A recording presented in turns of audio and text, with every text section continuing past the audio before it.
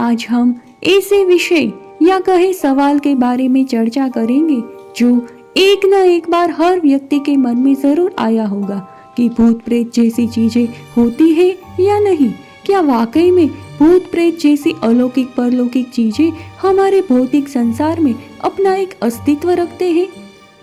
आप में से ज्यादातर लोगों ने कभी न कभी कहीं ना कहीं जरूर सुना या देखा होगा कि भूत प्रेत ने किसी व्यक्ति को अपने प्रभाव में ले लिया है।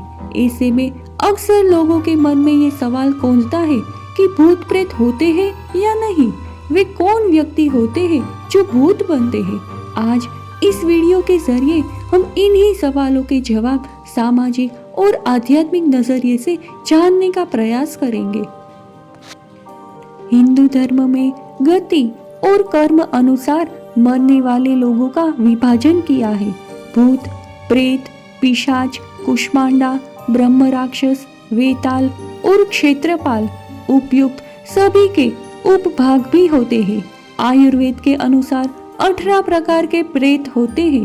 भूत सबसे शुरुआती पद है, या कहे कि जब कोई आम व्यक्ति मरता है तो सर्वप्रथम भूत ही बनता है। इसी तरह जब कोई स्त्री मरती है तो उसे अलग नामों से जाना जाता है। माना गया है कि प्रसूता स्त्री या नवयुवती मरती है तो चुड़ैल बन जाती है, और जब कोई कुंवारी कन्या मरती है तो उसे देवी कहते हैं। जो स्त्री बुरे कर्मों वाली है उसे डायन या डाकिनी कहते हैं। इन सभी की उत्पत्ति अपने पापों, व्यभिचार से, अकाल मृत्यु से या श्राद्ध न होने से होती है। हिंदू धर्म में गति और कर्म अनुसार मरने वाले लोगों का विभाजन किया गया है। भूत, प्रेत, पिशाच, कुष्मांडा, ब्रह्म राक्षस, वेताल और क्षेत्रपाल सभी को यम के अधीन रहना होता है। आर्यम नामक देवता को पितरों का अधिपति कहा गया है, जो चंद्रमंडल में रहते हैं। उपयुक्त सभी के उपभाग भी होते हैं। आयुर्वेद के अनुसार 18 प्रकार के प्रेत होते हैं। भूत सबसे शुरुआती पद है, या कहे कि जब कोई आम व्यक्ति मरता है तो सर्वप्रथम भूत ही बनता है। प्रेत योनि में जाने वाले लोग अदृश्य और बलवान हो जाते हैं। सभी मरने वाले इसी योनि में नहीं जाते, और सभी मरने वाले अदृश्य तो होते हैं लेकिन बलवान नहीं होते। यह आत्मा के कर्म और गति पर निर्भर करता है। बहुत से भूत या प्रेत योनि में न जाकर पुनः गर्भ धारण कर मानव बन जाते हैं। पितृपक्ष में हिंदू अपने पितरों का तर्पण करते हैं। इससे सिद्ध होता है कि पितरों का अस्तित्व आत्मा अथवा भूत प्रेत के रूप में होता है। गरुड़ पुराण में भूत प्रेतों के विषय में विस्तृत वर्णन मिलता है। श्रीमद् भागवत पुराण में भी धुंधकारी के प्रेत बन जाने का वर्णन आता है। हालांकि स्त्री और पुरुष एक शारीरिक विभाजन है तथा आत्मिक तौर पर कोई स्त्री और पुरुष नहीं होता, लेकिन जिसके चित्त की दशा जैसी होती है उसे वैसी योनि प्राप्त होती है। यदि कोई आत्मा स्त्री बनकर रही है तो वह खुद को अनंत काल तक स्त्री ही महसूस करते हुए अन्य योनियां धारण करेगी। खैर, जब कोई स्त्री मरती है तो उसे अलग नामों से जाना जाता है। माना गया है कि प्रसूता स्त्री या नवयुवती मरती है तो चुड़ैल बन जाती है, और जब कोई कुंवारी कन्या मरती है तो उसे देवी कहते हैं।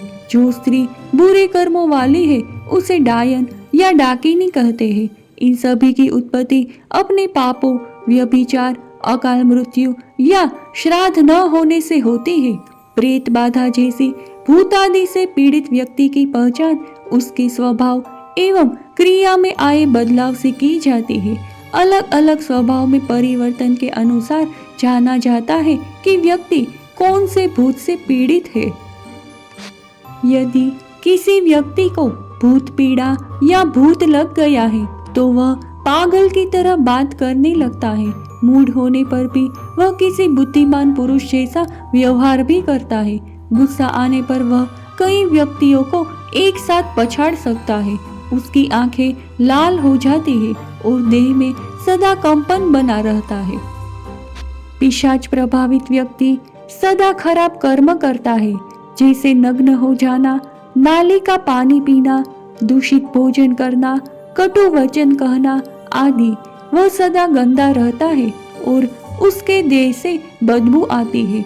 वह एकांत चाहता है, इससे वह कमजोर हो जाता है। प्रेत से पीड़ित व्यक्ति चिल्लाता और इधर उधर भागता रहता है। वह किसी का कहना नहीं सुनता। वह हर समय बुरा बोलता रहता है। वह खाता पीता नहीं है और जोर जोर से श्वास लेता रहता है।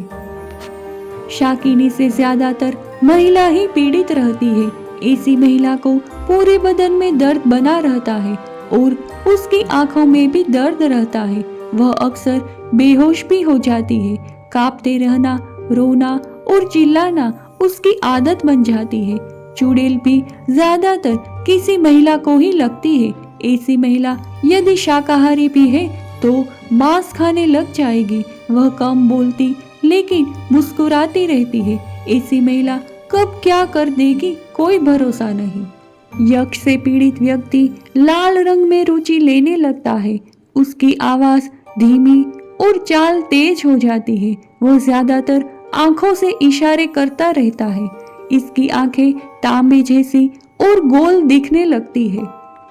जब किसी व्यक्ति को ब्रह्म राक्षस लग जाता है तो ऐसा व्यक्ति बहुत ही शक्तिशाली बन जाता है। वह हमेशा खामोश रहकर अनुशासन में जीवन व्यापन करता है। इसे ही जिन कहते हैं। ये बहुत सारा खाना खाते हैं और घंटों तक एक जैसी ही अवस्था में बैठे या खड़े रहते हैं। जिन से ग्रस्त व्यक्ति का जीवन सामान्य होता है। ये घर के किसी सदस्य को परेशान भी नहीं करते हैं, बस अपनी ही मस्ती में मस्त रहते हैं। जिन्नों को किसी के शरीर से निकालना अत्यंत ही कठिन होता है। तो अब जानते हैं कि भूत कौन होते हैं। जिन व्यक्तियों की कर्म का ढांचे की तीव्रता होती है और किन्हीं कारणों से मृत्यु हो जाती है, तो ऐसी स्थिति में जब तक उसकी आत्मा की कर्म की ढांचे की तीव्रता निष्क्रिय नहीं हो जाती, तब आत्मा को नया शरीर प्राप्त नहीं होता है। आत्मा की कर्म के ढांचे की तीव्रता की निष्क्रिय होने में अनेकों वर्ष लग सकते हैं। कर्म चक्र में फंसे इन्हीं आत्माओं के नकारात्मक स्वरूप को भूत प्रेत कहा जाता है, जो अपनी सांसारिक स्मृति शेष रह जाने के कारण किन्हीं अन्य प्राणी के भौतिक शरीर का इस्तेमाल करने का प्रयास कर सकते हैं। उम्मीद करते हैं श्रोताओं, आप सभी को भूत प्रेत से जुड़ा हुआ ये वीडियो जरूर पसंद आया होगा। कृपया इसे अपने दोस्तों में शेयर जरूर करें। ऐसी ही कोई और माइथोलॉजिकल जानकारी के लिए हमें कमेंट करें। हम कमेंट बॉक्स में आंसर देके या उन पर वीडियो बना के आपको जानकारी अवश्य प्रदान करेंगे। धन्यवाद।